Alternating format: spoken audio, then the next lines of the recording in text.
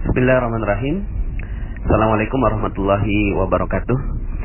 Bagaimana kabarnya sahabat magnet rezeki semua? Semoga selalu dalam keberkahan dan kemuliaan dari Allah Subhanahu wa taala. Bagaimana materi-materi magnet rezekinya? Mudah-mudahan bisa membuka cakrawala berpikir Anda semua, kita semua, dan setelah itu insyaallah rezeki Anda berlimpah ruah, ya. Oke, pada kesempatan kali ini saya ingin menambahkan dosis dari ilmu tentang paradox of candy, jendela buram, dan yang terakhir adalah tips jeruk nipis, ya. Nah, ini berbicara tentang cicak dan jerapah, ya. Bapak Ibu, saya suka sekali dengan dua makhluk Allah ini, ya. Dan dua makhluk Allah ini bisa menjadi pelajaran yang berharga untuk kita semua. Yang pertama adalah cicak.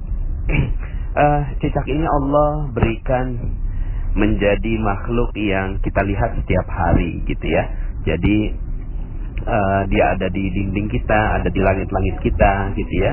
Kemudian ada di rumah kita, ya. Mudah sekali kita lihat makhluk yang satu ini. Uniknya adalah cicak ini makanannya terbang, Bapak Ibu, ya. Makanannya itu nyamuk, sementara dia nggak bisa terbang. Ini kita semua sudah tahu, ya. Tapi coba kita pikirkan betapa Allah Subhanahu wa taala memberikan rezeki yang unik bagi cicak, gitu ya.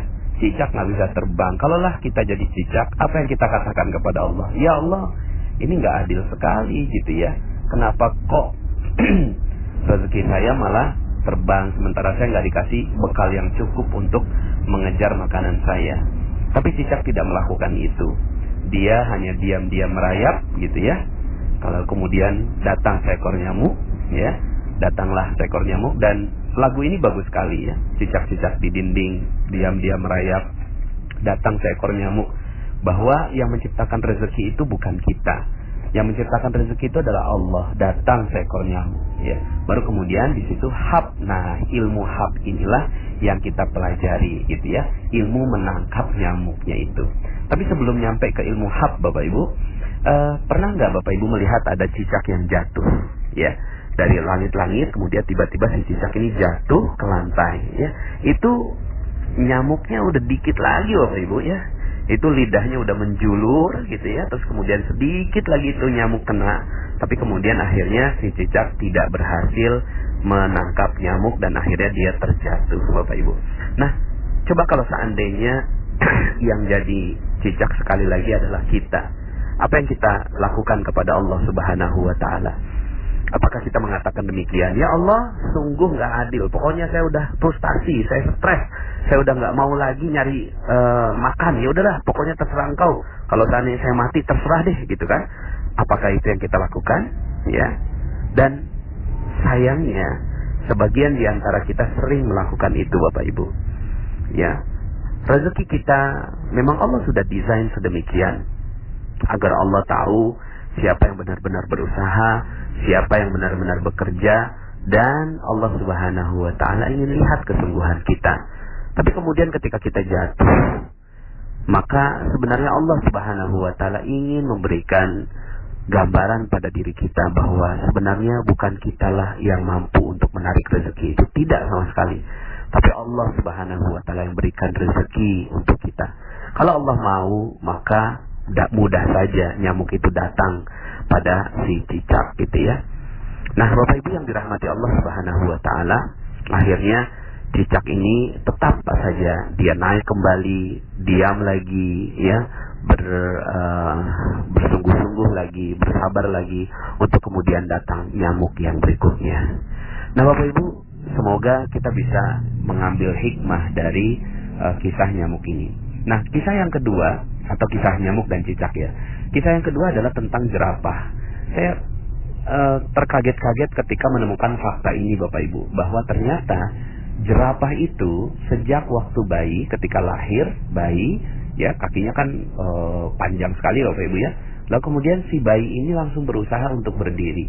Tapi Bapak Ibu, oleh ibunya sendiri, ini si jerapah ditendang, Bapak Ibu, sampai jatuh. Bayi jerapah ini ditendang oleh ibunya sampai jatuh. Lalu kemudian si bayi jerapah ini naik lagi, berdiri lagi, mencoba untuk berbangun lagi, ditendang lagi sama ibunya. Dia berdiri lagi, ditendang lagi sama ibunya. Berdiri lagi, ditendang lagi sama ibunya. Berdiri lagi, ditendang lagi sama ibunya. Sampai kemudian akhirnya sang bayi jerapah itu kakinya kuat. Lalu kemudian dia tidak akan pernah melipat lagi kakinya sampai meninggal dunia. Bapak Ibu, kesannya tega ya gitu ya. Kesannya tega banget gitu loh. Seorang ibu kok ya bisa menendang anaknya atau bayinya sendiri. Masih bayi loh gitu kan. Tapi ditendang. Tapi begitulah kehidupan. Allah ingin menggambarkan kehidupan jerapah. Bahwa ya ibunya jerapah ini punya niat yang sangat-sangat baik untuk menjatuhkan sang bayi jerapah ini. Tapi kemudian ya si bayi jerapah ini nggak paham kenapa saya harus jatuh gitu ya. Tapi untungnya bayi jerapah ya bayi jerapah Bapak Ibu ya. Dia naluriahnya adalah ketika dia dijatuhkan dia tidak protes. Coba kalau seandainya bayi jerapah itu adalah kita, mungkin ya yang kita lakukan adalah melapor ibu kita ke pengadilan Bapak Ibu ya. Mungkin saat itu ya kita marah-marah sama ibu kita dan seterusnya.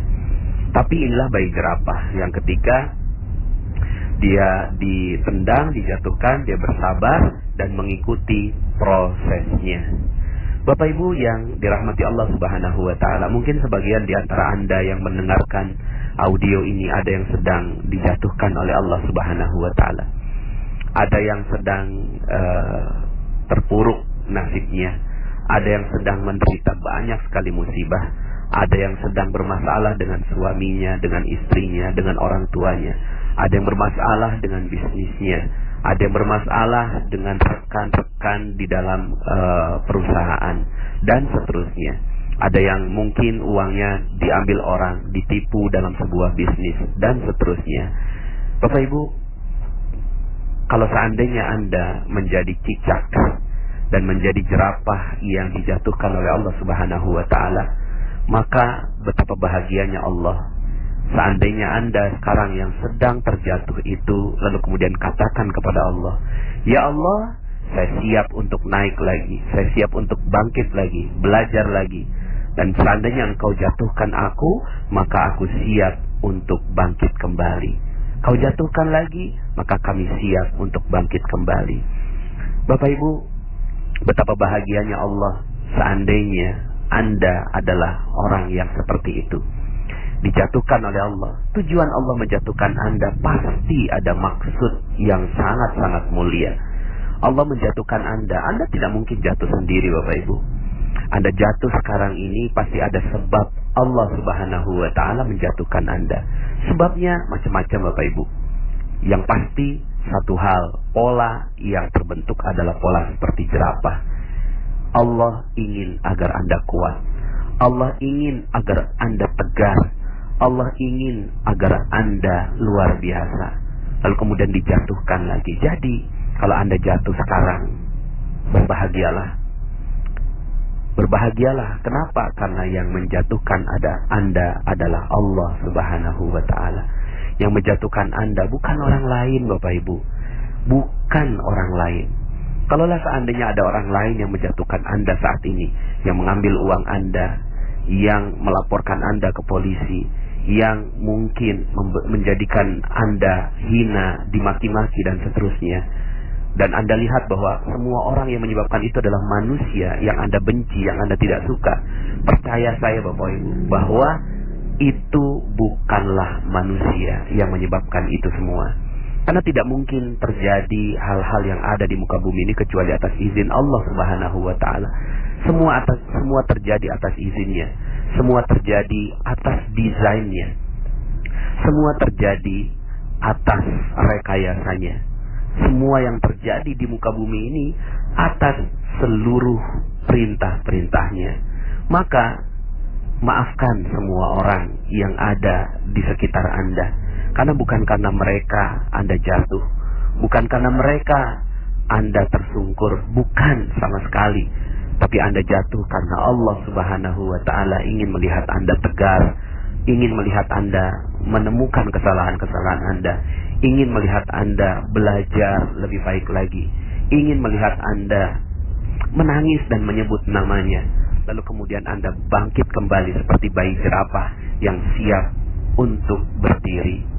Bapak Ibu yang dirahmati Allah Subhanahu wa Ta'ala, sekali lagi, jika Anda sekarang sedang berat, maka nggak usah sirami diri Anda dengan jeruk nipis, Bapak Ibu, ya. Nggak usah, ya.